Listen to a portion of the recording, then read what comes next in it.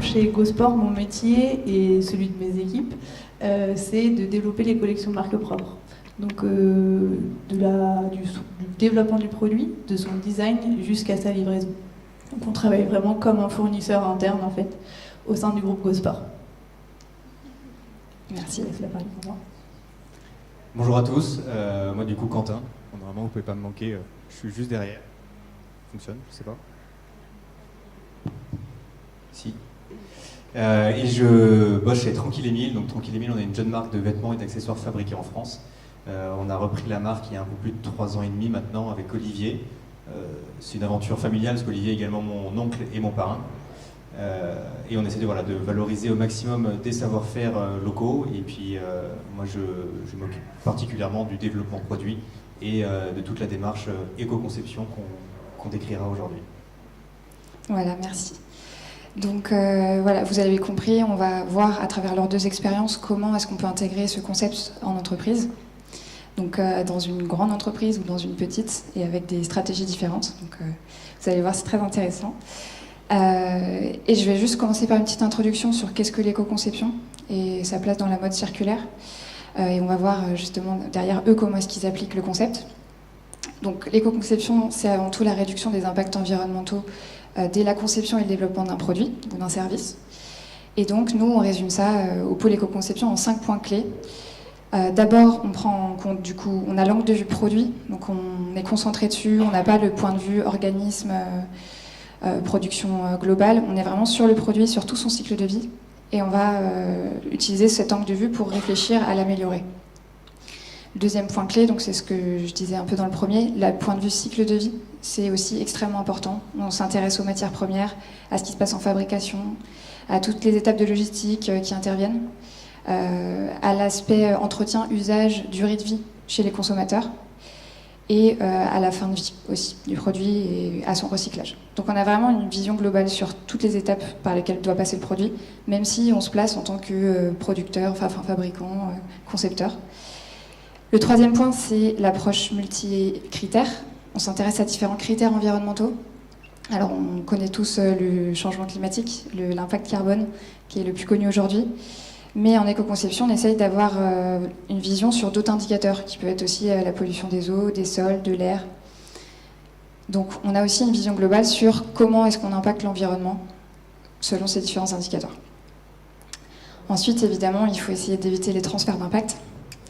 Et donc là, ces transferts d'impact entre étapes du cycle de vie, entre indicateurs environnementaux. Donc on réalise aussi des évaluations environnementales pour vérifier qu'on a bien réduit l'empreinte globale d'un produit. Et dernier point, c'est toujours faire des compromis. Et c'est justement aussi une notion qu'on va beaucoup aborder aujourd'hui. Faire des compromis, on en a parlé aussi ce matin, avec toutes les contraintes financières, répondre aux attentes clients, aux besoins, et toujours répondre à la réduction de l'impact environnemental à côté. Donc voilà, c'est un gros sujet qu'on va aborder aujourd'hui. Et du coup, on va commencer tout de suite par ma première question, qui est, donc chez Tranquille Émile et chez Gosport, comment est-ce que vous avez commencé à intégrer cette idée d'éco-conception? Et pourquoi? Alors nous déjà, l'essence même de Tranquille Émile, c'est d'œuvrer pour une production qui soit la plus éthique et la plus solidaire, notamment sur l'humain. C'est pour ça qu'on a voulu faire uniquement du fabriqué en France. On est parti d'un constat assez simple, tout ce qu'on peut faire en France, on le fait en France, et sans concession. Donc effectivement, par exemple, on ne fait pas pousser de coton en France, mais par contre, toutes les étapes, à savoir tricotage, teinture, confection, les étiquettes, les fournitures, sont faites en France. Et dans cette démarche-là, on a rapidement, justement, avec Olivier, soulevé le fait que faire un sweat fabriqué en France, mais avec 30% de polyester, ça ne correspondait pas. Et c'est là où on s'est intéressé, nous qui à la base n'étions pas du tout dans le monde du textile, sur justement ce cycle de vie, cette analyse du cycle de vie, et de savoir sur quel point on pouvait jouer pour pouvoir améliorer notre empreinte, notre impact sur la planète, sur notre production. Donc rapidement, partir du postulat éthique solidaire, d'une part, et ensuite pouvoir rajouter justement ce côté environnemental, et c'est pour ça qu'on se présente comme une entreprise responsable. On dit responsable avec un grand R, responsable au niveau économique, valoriser justement les territoires locaux, les savoir-faire locaux, responsable au niveau qualitatif et responsable également au niveau environnemental. Et c'est là où du coup on s'est dit, on maîtrise aujourd'hui l'intégralité de la chaîne de valeur en essayant de gérer nous-mêmes en direct les différentes étapes de fabrication et pas simplement de s'adresser à un atelier en disant je veux X quantité de t-shirts blancs, mais de pouvoir gérer le tricoteur, la teinture, la confection. Et du coup de pouvoir jouer sur ces différentes parties, et c'est là où on rentre typiquement dans l'éco-conception. Ok, quelle matière je vais utiliser, avec quel tricoteur je vais travailler, quelle teinture je vais utiliser, comment je vais faire au maximum pour que ma confection puisse avoir un impact minime sur la production. Et aujourd'hui, c'est les points sur lesquels on s'attelle à chaque étape de fabrication, de pouvoir mettre le doigt sur ce qui est bien, sur ce qui est moins bien. Ce qui est sûr, c'est qu'on n'est pas parfait, mais en tout cas, on essaye par l'éco-conception de s'améliorer. Alors nous, chez GoSport, c'est un petit peu différent. Donc on travaille nos marques propres depuis très longtemps. Juste pour recontextualiser la dimension grosse entreprise versus petite, avoir en tête que on est une ancienne de distribution de marques internationales avant tout. Et donc en termes d'équipe, on a une équipe qui est largement représentée aujourd'hui, mais qui est assez réduite. Et donc on était en fait à l'écoute de ce qui se passait, de l'impact de l'industrie textile pour lequel on est donneur d'ordre sur l'environnement notamment. Et il n'y a pas une stratégie à la base d'éco-conception, ça a plutôt été une volonté de se dire on est un metteur en marché, on est quand même un gros metteur en marché, ça veut dire qu'on a un impact. Et qu'est-ce qu'on peut faire pour réduire cet impact ? Donc c'est une impulsion de la direction, des dirigeants d'entreprise. La directrice l'ancienne directrice est dans le public aujourd'hui et a largement contribué à lancer ça et se dire qu'est-ce qu'on peut faire pour produire en impactant moins et quelle est la décision qu'on peut prendre en étant sûr que c'est la bonne, parce que très rapidement aussi le mieux peut être l'ennemi du bien et on voulait éviter ça. Donc c'est comme ça qu'en fait on a lancé les premières actions très simplement en travaillant sur la matière de nos produits, parce qu'on savait quand même que le plus gros de l'impact venait de là. En travaillant des matières recyclées, des matières issues de l'agriculture biologique, en faisant un gros travail sur nos packaging. Et une fois qu'on a fait ça, c'est là où on s'est dit, ces actions-là, en fait, ça s'inscrit dans quelque chose, et ce quelque chose, c'est quoi ? C'est ça, l'éco-conception. Et là, on a été un peu face aussi au principe de réalité, c'est-à-dire comment on fait, en fait, pour aller plus loin, et c'est quoi une démarche d'éco-conception. Et donc pour ça, c'est comme ça qu'on s'est rencontré Clara. On s'est fait accompagner du coup du pôle éco-conception pour avoir une vraie montée en compétence aussi des équipes et puis une connaissance qui continue encore aujourd'hui. Ok, merci. Donc au final, on le voit, ça peut venir déjà de base dans l'idée de création d'un produit, de se dire on veut forcément intégrer des notions d'éthique, de respect de l'environnement et de l'humain dès le début. Et ça peut aussi venir au fur et à mesure de l'activité d'une entreprise et sans forcément avoir cette notion d'éco-conception premièrement en tête. Et c'est aussi pour ça que du coup on essaye de diffuser au maximum ce concept et c'est ce qu'on fait un peu aujourd'hui du coup. Et donc là vous avez commencé un peu à parler des choses que vous avez mis en place. Est-ce que vous pouvez un peu détailler comment est-ce que vous mettez en œuvre justement quelles actions est-ce que vous avez choisi de mettre en œuvre et pourquoi et en quoi ça consiste une stratégie chez vous ? Commencer du coup nous pour faire suite à ce que je viens de dire, donc notre démarche en tant que démarche d'éco-conception, elle a commencé par l'accompagnement, par le pôle éco-conception, donc comprendre ce que c'est que l'éco-conception, donc une analyse de cycle de vie, ce que ça veut dire. Donc on a fait l'exercice en fait sur quelques produits, histoire d'avoir vraiment cette compréhension des impacts. Donc c'est surtout rendu compte de ce que ça voulait dire derrière en termes de compétences qu'on n'avait pas forcément en interne, en termes de données à collecter, en termes d'inclusion aussi de nos fournisseurs pour leur faire comprendre la démarche. Et donc ça, c'est un travail qu'on mène vraiment depuis un peu plus de 2 ans pour déjà valider le fait que les actions qu'on prend, enfin les décisions qu'on prend, vont vraiment dans le bon sens. Et comment on fait pour aller plus loin et pour identifier les leviers qui vont nous permettre de produire des produits en limitant l'impact sur l'ensemble de la chaîne de valeur. Donc le gros travail a été fait sur les matières premières et puis après on veut aller plus loin. Alors on veut aller sur des composants, on veut aller sur du design to cost aussi pour travailler différemment les produits. Donc ça c'est vraiment sur au début, au niveau de la conception du produit, mais du coup la démarche d'éco-conception, elle va aussi sur l'ensemble du cycle de vie du produit, et donc on fait aussi des études sur tout ce qui est durabilité, enfin des études non, on va lancer, ça fait partie des next steps, mais c'est des questions qu'on se pose, et en fait on se rend compte que sur ce sujet, en fait, l'analyse de cycle de vie de produit, c'est quelque chose de très très complexe avec beaucoup d'aspects, et que quand on commence à tirer la pelote d'un point de vue vraiment opérationnel, quand on veut le faire sur un produit qu'on met en marché, ça ouvre un champ de questionnement et d'expérimentation possible énorme. Donc pour aller plus loin dans la démarche, nous, et aussi parce que la loi nous pousse à le faire, même s'il n'y a pas d'obligation sur l'affichage environnemental, on a souhaité faire une expérimentation sur une vingtaine de références de l'affichage environnemental dans le cadre français. Et donc ça nous a permis vraiment de tester opérationnellement ce que ça veut dire d'aller chercher de la donnée, du mix énergétique sur un site de production, la gestion des déchets sur un site de production, enfin des questions que jusque-là on ne posait pas. Et donc sur lesquels on commence à s'interroger, à recueillir de la donnée et à avoir du recul et de l'expérience. Et il n'y a que comme ça en fait qu'on va pouvoir déjà comprendre comment on impacte et comment on peut concevoir aussi des produits différemment. Et en faisant l'exercice, chaque jour en fait on a des surprises, j'en discutais tout à l'heure avec Quentin, alors peut-être que dans la salle on est très humble dans la démarche, c'est-à-dire qu'on a un niveau d'expertise qui augmente au fur et à mesure qu'on fait des ACV, mais du coup qui augmente chaque jour. Et on faisait hier l'ACV sur un t-shirt première couche veste de ski, assez basique, et on était avec un cabinet qui nous accompagne dans l'analyse des résultats et qui nous dit bah voilà, celui-là il est en termes d'impact de production matière 2 fois plus que celui qui est en polyester, et celui-là il était en laine. Et donc pour nous, dans l'esprit des équipes, voilà, et de moi-même d'ailleurs, la laine, voilà, c'est une matière naturelle, donc ça va plutôt dans une démarche qui va dans le bon sens. Et donc on était assez surpris. Et elle nous explique, bah oui, mais c'était vraiment sur un seul critère d'impact, l'impact climat. Du coup, le fait d'avoir un mouton, de l'élever, de prendre la matière, ça va être plus impactant que de faire le produit en coton.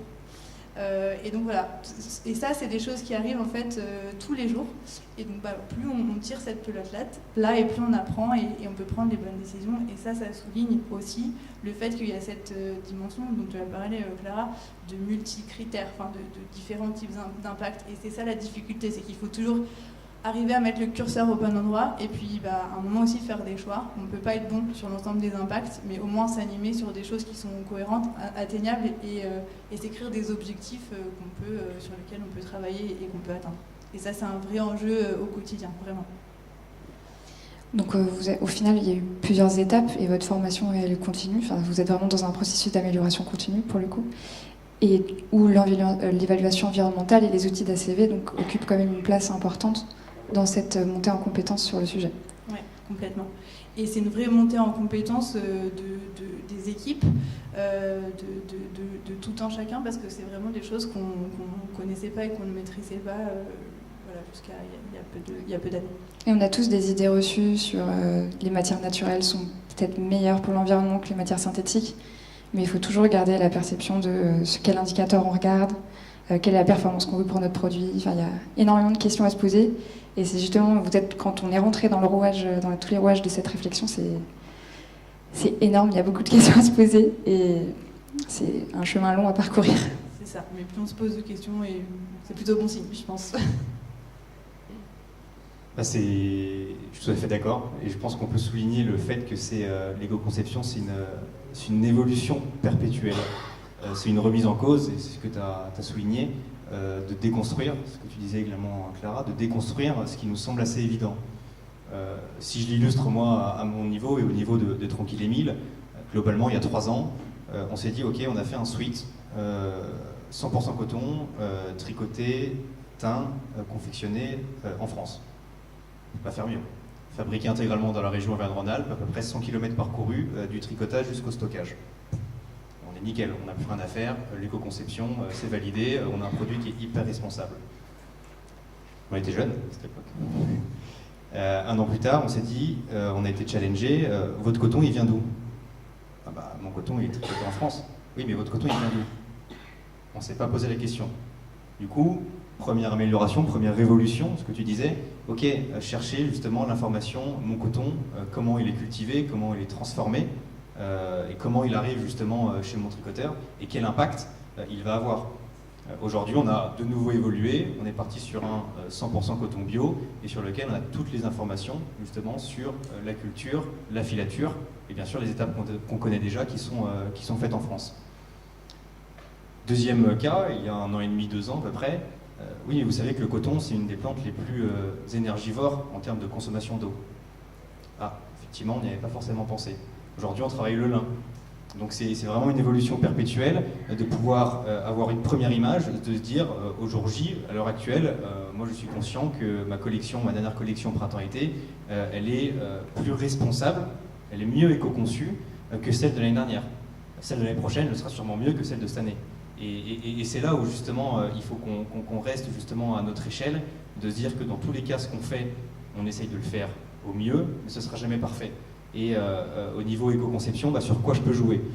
On a joué sur nos étapes de fabrication, on a parlé du tricotage, etc. Ok, ça on le fait en France, on bénéficie du mix énergétique français. Aujourd'hui, en termes de chiffres, faire 1 kg de textile fabriqué en France, c'est une empreinte carbone qui est 2 fois plus faible qu'1 kg de textile qui est fabriqué en Asie. Ok, donc ça c'est coché, là on est bon. Par contre maintenant, tiens, si je travaille le lin, mon lin il vient de Normandie, je peux le faire du coup intégralement en France, ok, c'est encore mieux. Après on a d'autres questions qui peuvent se poser, mais on sort totalement de l'éco-conception sur les capacités, sur les rendements, sur la transformation et sur le coût. Bien évidemment, les choix d'éco-conception, quelque part, il faut aussi les payer. Et c'est un engagement de la part du consommateur de se dire aujourd'hui de déconstruire également son image, l'image qu'il a en tout cas du produit, du textile, du vêtement qu'il va acheter, de se dire ok, aujourd'hui je paye un vêtement plus cher ou moins cher, dans telle enseigne ou dans telle autre enseigne, mais je sais ce qu'il y a derrière et je sais sur quoi on peut jouer pour essayer de l'améliorer. En tout cas, je ne peux pas forcément quantifier, mais je peux qualifier l'impact de mon produit. Donc nous, globalement, chez Tranquille Émile, et on peut le faire parce qu'on est à une échelle qui est bien plus faible, bien plus petite que Gosport, et en toute humilité, on essaye au maximum chaque année de se dire ok, je sais que mon impact est moins bon sur cette étape, sur cette matière, comment je peux jouer, comment je peux proposer quelque chose qui soit mieux pour l'année prochaine. Et aujourd'hui, c'est ce qu'on essaie de faire. Les collections d'il y a 3 ans ne sont pas les collections d'aujourd'hui. Certainement que les prochaines collections, on aura d'autres choses à faire mieux. Est-ce que ça sera sur la matière première, sur des fournitures? Mais voilà, aujourd'hui, partons du principe que faire fabriquer en France permet par le biais, par le mix énergétique, de maîtriser au mieux notre empreinte carbone sur toutes les étapes qu'on fait en France. Maintenant, aujourd'hui, sur la matière première, est-ce qu'il faut jouer sur différents niveaux, sur différentes origines ou autres pour pouvoir s'améliorer? C'est une vraie question qu'on a à avoir et sur laquelle le consommateur également doit pouvoir le comprendre. D'où tu as parlé justement des différents critères d'affichage qui vont être mis en place ou pas d'ailleurs. Mais en tout cas que le consommateur puisse le comprendre parce que c'est un vrai travail derrière et c'est un vrai engagement aujourd'hui de pouvoir dire en toute transparence d'où vient mon produit, où est-ce qu'il est fait et surtout pourquoi. Si je peux juste rebondir, je pense que ce que tu dis, ça illustre quand même très bien que quelle que soit la taille de l'entreprise, en fait la démarche, comme tu l'as dit Clara, c'est vraiment une démarche d'amélioration continue de tous les jours. Et l'objectif, il est commun. L'objectif, c'est quand même quoi? C'est d'arriver aussi à expliquer au consommateur final, et ça fait partie, je pense, du rôle des marques, des metteurs en marché de façon générale, d'avoir ce rôle un peu didactique d'éducation et de se donner les moyens de proposer, alors que ce soit une notation ou peu importe le format, mais un accès à l'information qui leur permette de décider. Alors aujourd'hui, c'est vrai que la réglementation, enfin, c'est encore en phase expérimentale, et c'est un peu là la difficulté, c'est qu'aujourd'hui il y a beaucoup de méthodes qui sont en test, et du coup le consommateur final, ça ne lui permet pas de se repérer, mais l'objectif à la fin c'est ça, et je pense qu'on travaille tous dans ce sens-là en fait. C'est important de souligner que peu importe la taille, chacun à son niveau et à son échelle peut justement cibler différentes choses. On a parlé, je pense, de 5 étapes de fabrication. 5 étapes, donc c'est 5 possibilités d'amélioration, et ça globalement c'est à la portée de tout le monde, du jeune créateur, du Tranquille Émile comme du Gosport. Et pour continuer, du coup il y a beaucoup de façons d'améliorer des produits. Vous appliquez pas forcément les mêmes stratégies, mais vous avez le même objectif. Et donc c'est là qu'intervient la notion de contexte, de stratégie, de compromis, en fonction de votre niveau de maturité, de vos compétences. Et c'est ce qui fait les différences, et pourtant pour le même but. Et donc tu parlais justement de la transparence aux consommateurs. Et la traçabilité aujourd'hui, c'est un sujet très fort dans le secteur textile. C'est très compliqué, ça peut être très compliqué d'obtenir des informations sur la provenance, comme tu parlais, ou travailler avec les fournisseurs, comme tu l'as mentionné, pour trouver des solutions. Et pourtant, c'en est une pour trouver des leviers d'éco-conception sur le cycle de vie et pour éviter du coup les dérives environnementales. Donc comment, du coup, chez Gosport et chez Tranquille Émile, vous abordez cette notion de traçabilité ?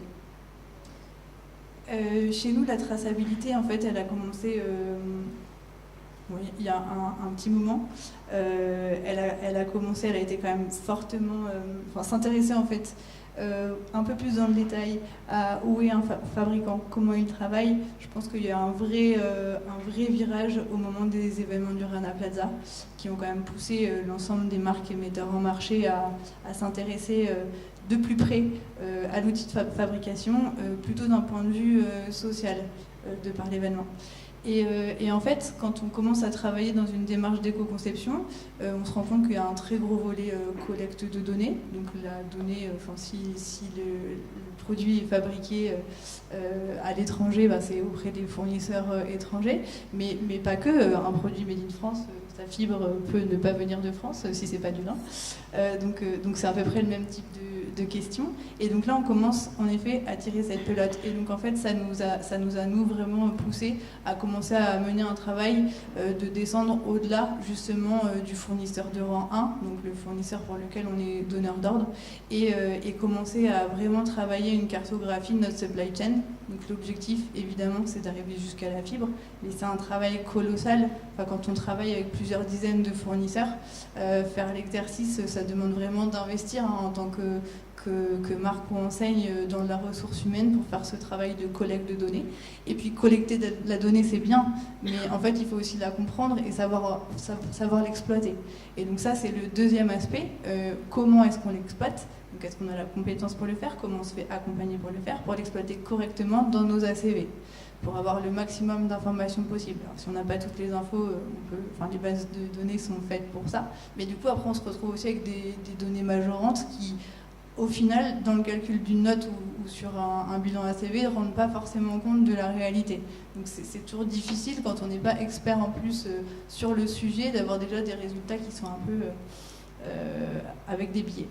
Mais en tout cas, ça a l'avantage de ça, vraiment de nous pousser à investir en fait dans cette traçabilité, et parce qu'on a aussi un rôle auprès des fabricants d'accompagnement pour aller vers une démarche aussi de production, si on peut, modestement aussi, parce qu'on n'est pas forcément des gros donneurs d'ordre dans certains sites de fabrication qui, eux, sont très gros, mais en tout cas leur donner ce cadre qui est un peu contraignant et qui peut les pousser, s'ils ne l'ont pas déjà fait avant, à se poser les questions d'avoir un mix énergétique, pour poser la question là en ce moment tous les jours à l'ensemble, mes équipes, à l'ensemble de nos fournisseurs. C'est pas une donnée qui est forcément évidente.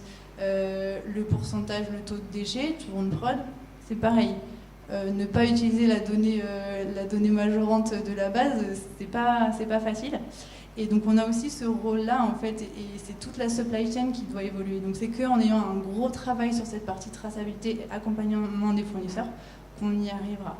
Et après, le fait d'arriver jusqu'à la fibre, c'est l'idéal, mais il y a déjà quand même pas mal d'étapes avant. Et ça permet aussi de rendre compte d'écosystèmes qu'il peut y avoir, desquels on n'avait pas forcément conscience, entre des fabricants avec lesquels on travaille, et de pouvoir mettre aussi en place des synergies sur différents sites de production qui auraient un même approvisionnement, comment on peut le travailler différemment, etc.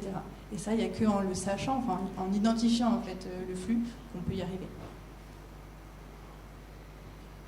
C'est tout ce que tu as souligné au final, c'est-à-dire que vouloir de la traçabilité, c'est hyper simple, la trouver, c'est différent.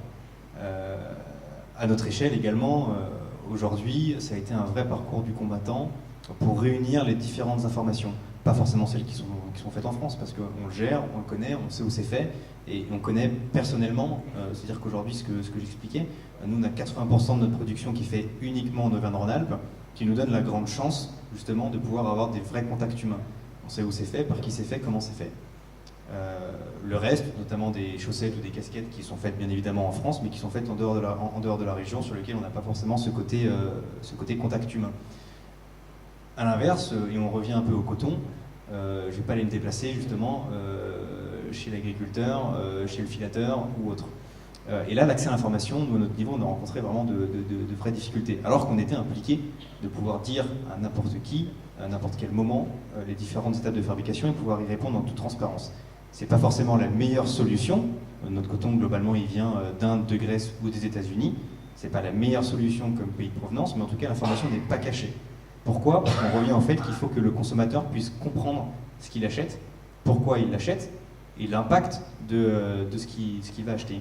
À notre niveau, on a eu énormément de difficultés, en premier lieu, sur le coton, sur la laine également, c'est un vrai sujet aujourd'hui, la laine, de savoir d'où il vient. C'est-à-dire qu'on avait toujours une étape qui nous bloquait. Globalement, le tricoteur, il va contacter le filateur, ok, on sait où est le filateur. Une étape de cocher de plus. Bon, par contre, le filateur, il ne veut pas communiquer où est-ce qu'il se produit.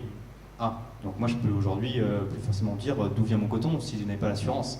Et aujourd'hui, par le biais justement de différentes certifications, de différents labels, on arrive à savoir le pays d'origine de la matière première, où sont faites toutes les étapes de transformation, si ça suit le référentiel d'une certification agriculture biologique, par exemple, sur une teinture qui soit exempte de substances nocives pour le corps et pour l'environnement.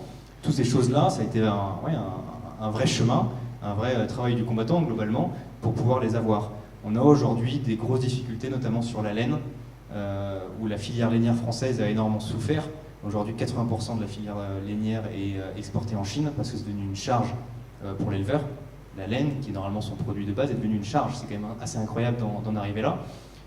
On essaye justement à notre niveau de relancer cette filière lainière française avec une race de mérinos qui est à Arles, dans le sud de la France. Pour autant, on ne peut pas faire tous les produits en laine avec cette laine. Donc là, on va chercher d'autres sources d'approvisionnement, notamment Italie. Italie, ok, pourquoi pas. Et par contre, dès lors qu'on va un peu plus loin, notamment en Australie, on a énormément de flou sur justement cette laine australienne. Et du coup, qui dit flou sur la traçabilité, dit flou sur l'impact environnemental. Alors, je passe bien évidemment l'impact éthique, social, etc. Mais en tout cas, là, sur le sujet qui nous intéresse, ok, ma laine vient d'Australie. Comment aujourd'hui je peux avoir l'information de savoir comment se passent les différentes étapes de transformation en Australie. Bon, aujourd'hui, c'est quelque chose sur lequel on n'y arrive pas. Du coup, on a fait le choix d'éliminer toute laine australienne de nos collections, parce que peut-être que l'impact est plus faible que la laine italienne. Mais quand on parlait de déconstruire nos images, aujourd'hui, on n'a pas envie de prendre le risque au niveau social, environnemental, de se dire, ok, j'ai aucune idée d'où vient ma laine. En Italie, je sais d'où elle vient, on n'a pas forcément l'outil pour le quantifier, mais je sais où elle vient, et j'estime, à mon niveau, que son impact est meilleur que celle de la laine australienne. Ce que je trouve intéressant là-dedans, quand même, Quentin, ce que tu dis, c'est que là, tu as un cas. Et je pense qu'il y a, je sais pas, peut-être 10 ans, c'était pas du tout la norme, en fait, pour un fournisseur de communiquer sur ses fournisseurs. Et c'était même un peu secret défense. Et donc, le fait qu'aujourd'hui, on arrive, alors même s'il y a encore quelques cas isolés, c'est déjà un parcours du combattant d'aller chercher la donnée, mais je pense que ça devait l'être encore plus. Enfin, en fait, le fait qu'avant, c'était quelque chose d'un peu secret, montre bien qu'on partait aussi de loin, en fait, dans cette industrie. Et donc, il y a quand même une grosse évolution du fait de cette notion de transparence qui s'impose peu à peu comme la norme, et c'est essentiel. Et donc, ça montre que voilà, on est quand même sur la bonne voie, même si maintenant, il faut investir de la ressource, du temps, pour aller chercher cette donnée et puis la qualifier aussi derrière. Je pense que le temps, c'est globalement l'illustration de l'éco-conception. C'est beaucoup de temps pour l'avoir. Ça tend effectivement à s'améliorer et on puisse accéder justement à des informations. Mais effectivement, sur certaines choses, peut-être que dans 2-3 ans, on aura beaucoup plus de facilité d'aller chercher l'information. Nous, aujourd'hui, notre volonté, c'est que demain, tu achètes un sweat, un t-shirt, une paire de chaussettes, une casquette chez Tranquille Émile, peu importe. Si tu as une question sur une étape de fabrication ou sur l'origine, on puisse y répondre en toute transparence. Peut-être que ce ne sera pas la réponse que tu souhaiteras sur l'origine du coton, globalement, mais en tout cas, tu l'auras la réponse parce que rien n'est caché. C'est une volonté commune. Merci à toutes les deux. Mais du coup, c'est vrai que dès qu'on veut intégrer l'environnement, tout de suite, c'est un blocage, cette traçabilité, et c'est important de le mentionner et d'accompagner au mieux. Après, la machine prend du temps à commencer à faire sa route, mais en fait, votre discussion, ça me fait penser à que l'éco-conception, c'est plus un chemin qu'une destination, et qu'il faut continuer toujours à pousser, et essayer de mettre tout le monde dans le même bateau pour avancer ensemble. Et donc, avec cette histoire de traçabilité de Made in France, sachant que vous êtes tous les deux donc, dans vos entreprises à des échelles totalement différentes, toi Quentin, avec justement cette stratégie Made in France qui est quand même bien ancrée et avec un positionnement franc, comment tu utilises le Made in France? Comment tu justifies que c'est mieux d'un point de vue environnemental de faire sur le territoire, bien qu'il y a évidemment des avantages aussi pas environnementaux qui sont importants à prendre en compte? Déjà, j'en ai parlé tout à l'heure, la première chose c'est le mix énergétique. Aujourd'hui, où un atelier de confection de la région, le tricoteur de la région, le teinturier, le fournisseur d'étiquettes, de rubans, différentes fournitures, sur toutes les étapes, on profite du mix énergétique français. Alors qu'est-ce que veut dire le mix énergétique français? Globalement, si on veut faire assez court, on va utiliser de l'électricité qui est beaucoup plus durable et qui ne vient pas du charbon. En Asie, c'est l'inverse. Globalement, là-dessus, on sait, et je l'ai illustré justement par les différents chiffres, c'est une empreinte carbone qui est 2 fois plus faible. Ça, c'est la première solution, de dire que globalement, je fais fabriquer en France. Ce fait-là, sur mes différentes étapes de fabrication, je maîtrise au mieux, en tout cas, je limite mon impact. Bien évidemment, on a le trajet, les différentes étapes de livraison. Le fait de pouvoir le faire dans la région, et ne pas avoir un atelier qui est à Lille, l'autre qui est à Marseille et l'autre qui est à Biarritz, globalement, on limite. Bien évidemment, sur l'intégralité du cycle de vie, c'est assez anecdotique, mais ça n'empêche pas qu'il ne faut pas l'oublier. Donc on maîtrise justement, ce que je disais tout à l'heure, un sweat, un t-shirt, c'est à peu près une centaine de kilomètres parcourus du tricotage jusqu'au stockage. Deuxième point. Troisième point, c'est la maîtrise au mieux de nos matières. Aujourd'hui, on travaille avec des ateliers qui sont à une échelle humaine. Je parlais des différents déplacements pour aller les voir. On récupère tous nos chutes de tissu. On récupère tous nos fonds de rouleau. Ça nous permet de le réutiliser. Globalement, la matière qui a l'impact le plus négatif, c'est celle qui aurait été tissée, tricotée, teinte et qui n'est pas utilisée. De la même façon que le t-shirt aujourd'hui qui pollue le plus, c'est celui qui reste dans un carton ou qui reste dans votre placard sans être porté. Donc on maîtrise justement aujourd'hui cette fabrication de matière où l'intégralité de ce qu'on aura fabriqué, ou en tout cas une grande majorité, va être utilisée. On va faire des pochons, on va faire des sacs cadeaux, on va faire des tout petits accessoires qui nous permettent d'utiliser vraiment les plus petites chutes. Globalement, on a lancé il y a 1 an et demi, 2 ans, la première doudoune qui est intégralement fabriquée dans la région. Les chutes de doudoune ont été utilisées pour faire soit des pochettes, type un peu pochette maquillage, et des housses d'ordinateur. C'était pas du tout le premier souhait de faire. Par contre, on s'est retrouvé avec des chutes liées à la coupe, et on ne peut pas jeter ça. D'une part au niveau économique, mais surtout au niveau environnemental. Donc on a parlé justement de ce mix énergétique français, on a parlé du transport, de la réutilisation des matières, et après on essaye, ce n'est pas une science exacte, mais de pouvoir produire au mieux ce qu'on fait. Et c'est là où les soldes reprennent du sens, par exemple chez nous, on est en pleine période des soldes. Moi je ne suis pas du tout un détracteur des soldes, sauf que les soldes doivent être utilisés à l'essence initiale des soldes, ce qui veut dire que c'est un produit remisé avec une remise correcte, pour justement vider le stock. Nous aujourd'hui, sur tous nos intemporels, il n'y a aucun solde. Pourquoi? Parce que c'est une production qui est justement globale et qui est suivie. Par contre, lorsqu'on a justement des produits sur des tailles double XL, double XS qui ne se vendent plus, l'intérêt aujourd'hui c'est de pouvoir justement les proposer à un prix plus attractif pour faire découvrir le Made in France et en même temps éviter d'avoir produit un t-shirt, un sweat qui ne se vend pas. Donc de pouvoir maintenant maximiser, une fois que j'ai produit, que j'ai réutilisé ma matière, tout ce que j'essaye de pouvoir le vendre au final, et s'il ne se vend pas, de pouvoir le sortir de mon stock. Et globalement, tous les produits au bout de 3 ans de disponibilité chez Tranquille Émile sont donnés à titre associatif, afin de ne pas le garder, parce qu'au bout de 3 ans, on estime que même s'il est soldé, s'il est remisé, il ne se vendra pas. Donc on a une production avec un mix énergétique, réutilisation des matières, et surtout on essaie de valoriser au mieux notre stock et d'être au plus réel justement de ce qu'on peut vendre et de ne pas proposer pour du Black Friday ou pour du solde du moins 70% alors qu'il nous reste 50% du stock. Ok, merci Quentin. Et justement chez GoSport, le Made in France, est-ce que ça a été envisagé, est-ce que c'est même envisageable à votre échelle de l'intégrer ? Alors le Made in France est envisagé parce qu'on a pas mal de projets en cours là-dessus. Néanmoins, sur les typologies de produits sur lesquels on est producteur, dont notre marque propre, on a quand même une réalité économique qu'on ne peut mettre de côté, c'est la réalité du prix.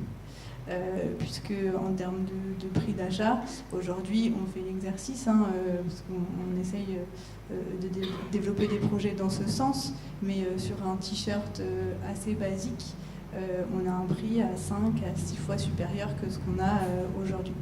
Donc en fait, la question qu'on se pose, pour nous, le Made in France, du coup, à intégrer dans notre offre, c'est moins pour la dimension environnementale, j'ai envie de dire, parce que quand on fait nos ACV, on se pose aussi la question de nos sites de production, et on se rend compte que, comme l'a dit Quentin, le transport c'est important autour du Made in France, mais dans une ACV, en fait, c'est pas vraiment ce qui est le plus impactant. Et en fait, un produit, avant même qu'il soit monté, avant même l'étape de confection, il y a déjà quasiment 60%, si on parle juste en équivalent carbone, qui est consommé, entre guillemets. Donc ça veut dire que sur la question environnementale, on va être plus sur un travail de site, de qualification en fait d'un fabricant, de comment il fabrique et de comment on peut faire pour limiter l'impact. Et donc la partie Made in France, pour moi, c'est plus une question sociale, entre guillemets, de RSE plus globalement, à savoir comment est-ce qu'on contribue à la réindustrialisation d'un pays, à l'impact sur notre territoire, et être acteur dans ce sens. Donc c'est tout aussi important, mais du coup c'est un peu plus décorrélé de l'axe environnemental, mais oui, du coup, on a des projets. Alors du coup, c'est pas en remplacement d'une offre existante. C'est plus essayer de créer une offre un peu différente et de voir si elle a sa place aussi, parce que pas forcément. Donc c'est quelque chose qu'on utilise pour le coup, qu'on souhaite développer plus sur des marques exclusives, donc des marques autour duquel il y a un marketing où on peut raconter une histoire et qui nous permettront aussi d'avoir des clients pour ça. Mais du coup, ça me fait aussi penser ça au fait que, donc oui, nous, en tant que metteurs en marché, on a une grande partie de nos fournisseurs qui sont en Asie. On est dans une démarche de travailler beaucoup plus le sourcing proche, et c'est ce qu'on fait un peu au pas de charge depuis un peu plus de 2 ans. Mais néanmoins, on a aussi une responsabilité vis-à-vis des fournisseurs avec lesquels on travaille depuis des années et des années en Asie. Et c'est pour ça que je parle de partenariat et de collaboration, parce qu'on ne fera pas du 100% Prox ou 100% Made in France parce qu'on n'a pas une offre qui permet de le faire. Néanmoins, on peut aussi accompagner des partenaires pour être dans des productions moins impactantes et du coup agir sur différents volets. Donc rien n'est contradictoire en fait. Je pense que c'est vraiment la somme de toutes ces actions ensemble qui fait que ça nous permet de tirer, de faire avancer, parce que tirer c'est un bien grand mot, mais de faire à notre modeste échelle avancer la filière vers du mieux produire et des produits mis en marché un peu moins impactants. Oui, c'est vrai qu'on a souvent tendance à mettre en opposition le fabriqué en France et le fabriqué en Asie, mais en opposition frontale. Effectivement, c'est totalement différent. Pour autant, aujourd'hui, si on fait le choix de tout produire en France pour tout le monde, beaucoup de personnes ne pourraient pas s'habiller. La réponse n'est pas de se dire on veut faire que du Made in France, il n'y aura que du Made in France. C'est tout simplement impossible à plein de raisons, aussi bien sur les capacités de production, sur les rendements qu'on aurait, et parce qu'il y a une vraie réalité économique. Donc c'est pas du tout une opposition, et c'est vrai que souvent, que ce soit des médias ou d'autres discours, d'autres interventions, on a une tendance à pouvoir les mettre en confrontation directe. Mais pour autant, c'est une vraie démarche globale qu'il faut avoir justement, et de pouvoir réaliser que oui, le Made in France, pour certaines personnes, ça va être une solution qui va être assez évidente. Pour d'autres personnes, ça sera peut-être 1 ou 2 t-shirts dans l'année. Mais par contre, aujourd'hui, on est en plein dedans, avec les problèmes d'inflation, de pouvoir d'achat, qui impactent directement toute ma production, parce que le pouvoir d'achat et l'évolution des salaires, ça touche directement les différentes personnes sur toutes nos lignes de production. Donc c'est pas une opposition frontale, c'est comment on peut arriver à travailler ensemble pour faire évoluer justement les différentes mentalités et permettre à chacun, à un moment dans sa consommation, de pouvoir s'engager pour une consommation plus responsable à tout niveau économique et à tout niveau de portefeuille pour les différents foyers. Et encore une fois, dans la démarche d'éco-conception, c'est au moins se poser la question. Quand on développe un produit, c'est se dire où est le bon site de production, quelle est la meilleure façon de le faire en prenant en compte tous les enjeux, et le client est quand même aussi essentiel là-dedans, puisque on travaille pour lui. Et c'est vraiment se poser la question et puis se donner des moyens. Enfin, parfois, il faut en effet un peu enfoncer des portes. Et je pense qu'aujourd'hui, enfin, la majorité des metteurs au marché ne s'arrêtent pas à la notion économique de prix d'achat, prennent quand même un petit peu de recul là-dessus, même si évidemment le prix d'achat est essentiel, la marge est essentielle. Mais néanmoins, on est tous quand même conscients qu'il y a une action à mener et qu'on n'a pas le choix aujourd'hui. Et que du coup, cette question, il faut vraiment se la poser pour prendre la meilleure décision possible et toujours dans le sens de l'impact, alors que ce soit environnemental, mais aussi social. Oui, exactement. Merci beaucoup à tous les deux pour cet échange. Pour le coup, je pense qu'on a bien compris comment est-ce qu'on peut intégrer aujourd'hui l'éco-conception dans une entreprise, quelle que soit sa taille, quel que soit son niveau de maturité, ses compétences, sa maîtrise de la chaîne de valeur, au final. Donc merci à tous les deux. J'espère que ça a donné envie à certaines entreprises de faire de l'éco-conception. Merci Clara. Merci Quentin. Et puis s'il y a quelques questions, on vous écoute.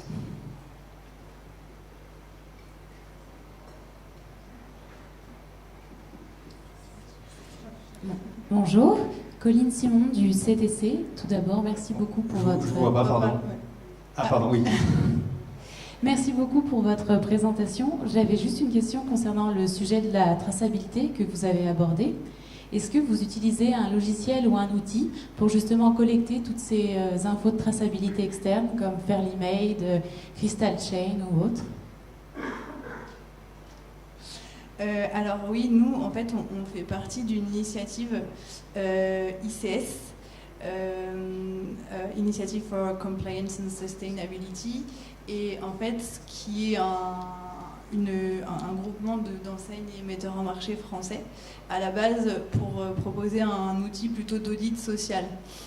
Et en fait, via ICS, en fait, il y a des ponts qui se font avec des initiatives internationales, dont le projet Sustainability Map avec ITC, l'International Trade Chamber, qui est basé en Suisse.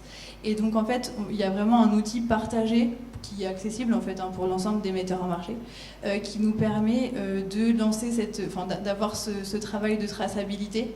Et donc en fait, de très simplement demander à nos fournisseurs d'identifier les fournisseurs de rang inférieur avec des matrices de données à collecter, et on descend comme ça dans notre chaîne de valeur. Donc aujourd'hui, ça c'est vraiment pour la partie, on va dire, site de fabrication. Et aujourd'hui, quand on parle d'éco-conception, on parle au niveau produit. Donc ce travail-là de traçabilité au niveau du parc fournisseur, il permet de recueillir des données globales, donc des mix énergétiques, parce qu'on a aussi un volet environnemental, du coup, plus que audit social maintenant. Des données au niveau des sites de production. Et puis après, pour la partie justement produit, c'est là où nous, on est vraiment encore en démarche de découvrir un peu, et donc c'est le travail sur la notation environnementale qui nous permet de le faire. Donc on est passé, en fait, il y a beaucoup d'outils aujourd'hui sur le marché. Nous, on est accompagné par un cabinet qui s'appelle RDC Environnement, qui a un outil propre qu'il a développé. Et donc on travaille là-dessus sur la collecte de données, mais justement on est en interaction avec Fairly Made, avec Foodbridge, avec l'Impact aujourd'hui, pour comprendre quelles sont l'ensemble des solutions qui existent et nous comment on va faire pour le déployer à grande échelle demain. Parce qu'aujourd'hui on parle d'expérimentation, de travail sur quelques produits, etc. Mais quand on voit que sur 20 références c'est déjà un travail qui a pris plusieurs mois, si on veut le déployer sur 600 références, du coup, il faut qu'on ait une solution, en effet, en termes de collecte de données qui soit très efficace et en termes de restitution client aussi. Parce que c'est ça l'intérêt de ce type d'application, c'est que ça permet vraiment de faire le travail jusqu'au bout et d'aller jusqu'à l'information consommateur finale, ce qui est ce qu'on disait quand même essentiel, et c'est là-dessus qu'on veut être clair et transparent. Je ne sais pas si j'ai répondu à votre question.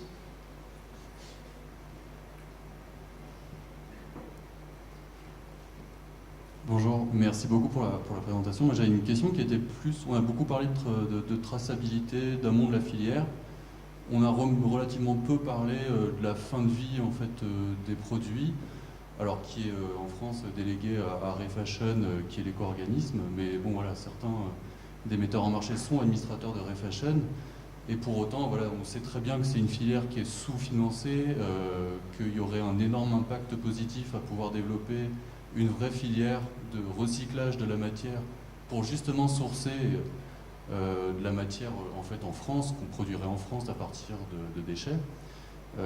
Et on en parle relativement peu. Juste pour donner un ordre de grandeur, l'éco-contribution pour une pièce moyenne Refashion, dans le barème Refashion, c'est 2 centimes d'euros pour une pièce moyenne. Enfin, juste pour vous donner un ordre de grandeur, est-ce qu'il y a une volonté de la filière de vouloir progresser sur ces aspects-là, ou est-ce qu'on va rester sur cette filière qui est sous-financée, qui va difficilement progresser Alors nous, c'est vrai que c'est pas un choix sur lequel on s'est impliqué dès le départ, sur toute la partie recyclage. Nous, ce qu'on essaye de faire, on est parti du constat qu'on va essayer de valoriser au maximum le monomatière pour faciliter justement toute la filière de recyclage du 100% coton, du 100% lin, du 100% laine. Et nous, à notre niveau, on travaille avec quelques matières recyclées également, qui est fait par notre filateur de laine, quand je parlais des moutons à Arles, qui va travailler de la laine recyclée.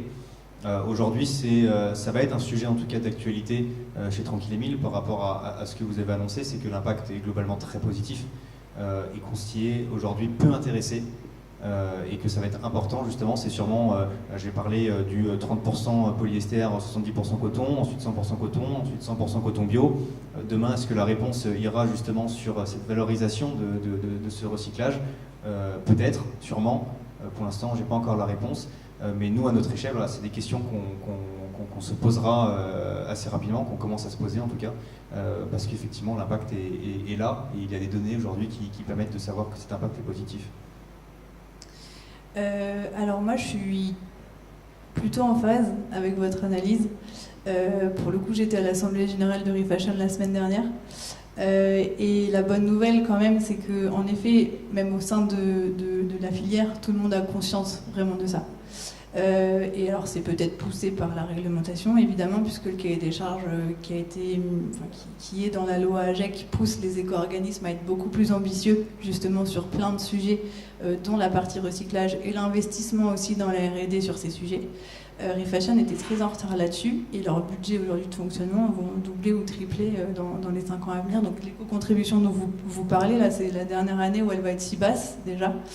Donc c'est plutôt un marqueur comme quoi voilà, il y a une prise de conscience et du coup l'objectif c'est de porter aussi des solutions, parce qu'aujourd'hui pour beaucoup de metteurs en marché cette taxe c'était juste une taxe, et je pense qu'il y a vraiment une prise de conscience qu'aujourd'hui cette éco-contribution c'est pas du tout juste une taxe.